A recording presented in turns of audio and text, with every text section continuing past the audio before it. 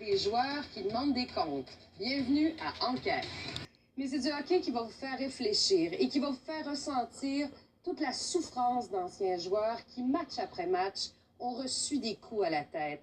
Ce soir, ces anciens joueurs témoignent de la vie après les coups de poing.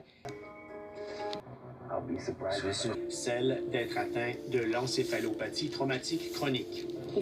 Il en avait peur, très peur. Il en a parlé beaucoup ces quelques dernières années. Ici, on voit 3 cerveaux. Celui-là, ça a l'air normal.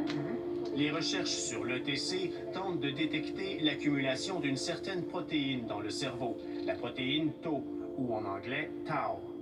Pour ce cas particulier de l'encéphalopathie chronique traumatique, on voit le tau accumulé dans les neurones, mais ce n'est pas un emplacement normal, ce n'est pas une allure normale pour le neurone. Donc ce neurone-là n'est plus capable de faire la fonction qu'il faisait avant.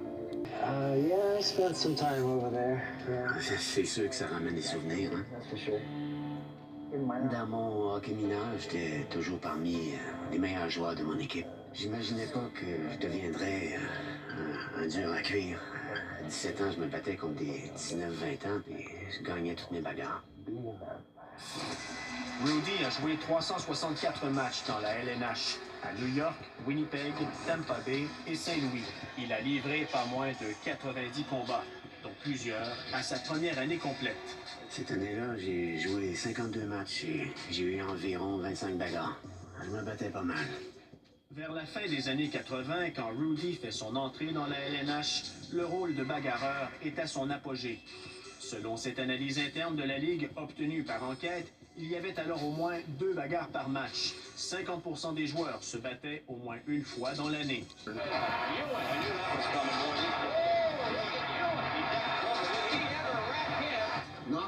Je l'ai mis KO d'un seul coup.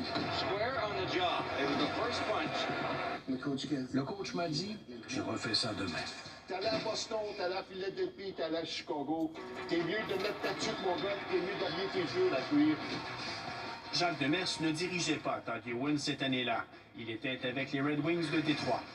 L'intimidation a gagné des matchs à outrance dans la Ligue nationale à ce moment-là.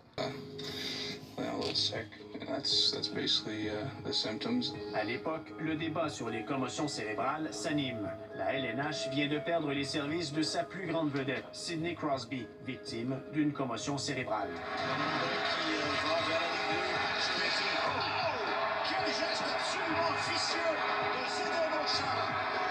Puis, ce violent choc à la tête subi par l'attaquant des Canadiens de Montréal, Max Pacioretty.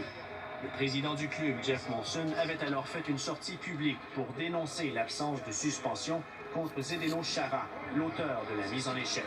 Question de temps avant qu'il arrive un incident désastreux. Et aussi de ne rien faire physiquement. L'année suivante, Steve prendra sa retraite du hockey. À un moment donné, il est tombé en dépression. Paul Montador accepte aujourd'hui de se confier sur le dernier chapitre de la vie de son fils. Une période où les symptômes s'accentuaient, dont les pertes de mémoire. Il prenait des analgésiques pour divers problèmes, comme des maux de tête et des douleurs musculaires. Son père s'inquiétait de le voir consommer autant de médicaments et autres suppléments nutritifs. Je lui conseillais d'avoir quelqu'un pour vérifier tout ce qu'il prenait comme médicament avec et sans prescription. Sa famille donne donc suite à l'offre faite par Steve au Dr Tatter quelques années auparavant. Ils ont accompli la volonté de Steve. Vous savez, une personne peut bien dédier son cerveau, mais c'est vraiment à la famille de faire en sorte que ça se réalise après sa mort. En analysant les échantillons du cerveau de Steve Montador, le docteur Azrati découvre des dépôts de la protéine associée à l'ETC, l'encéphalopathie traumatique chronique. À chaque fois que j'ai un jeune dans ce groupe d'âge-là et je vois du tau, c'est pas normal. On est en mesure de confirmer qu'il avait l'ETC. Et c'est assez étonnant de voir que c'était étendu dans plusieurs parties de son cerveau. Sur la vingtaine de cerveaux analysés par le Centre canadien des commotions cérébrales, la moitié avait de l'ETC ou la présence d'autres maladies neurodégénératives. Steve faisait partie des plus jeunes cas. Il avait seulement 35 ans. Et qu'est-ce que ça vous dit? Il était une de ces personnes affectées par de multiples commotions cérébrales à un très jeune âge. En décembre dernier, la famille Montador a déposé une poursuite contre la Ligue nationale de hockey. Il paraît quelque chose sur les punitions, c'est ça qui est dangereux, que le monde ne réalise pas. Après 15 ans dans la LNH, il a pris sa retraite l'an dernier, au terme d'une carrière marquée par au moins 7 commotions. 2 dans le junior, 2001, 2007, 2010, puis 2012. Il ne fait pas partie du recours collectif contre la LNH. Selon lui, la Ligue a fait des progrès en matière de commotion, mais elle peut en faire plus. J'ai des problèmes de mémoire à court terme. Les changements d'humeur me causent des problèmes. Parfois, je deviens nerveux ou colérique. Récemment, Rudy a eu d'autres démêlés avec la justice. Altercation dans un stationnement, conduite avec un permis suspendu.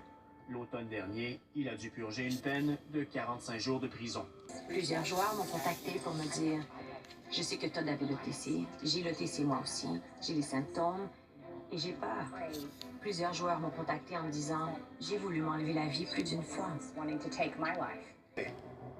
Je serais surpris de ne pas avoir l'ETC.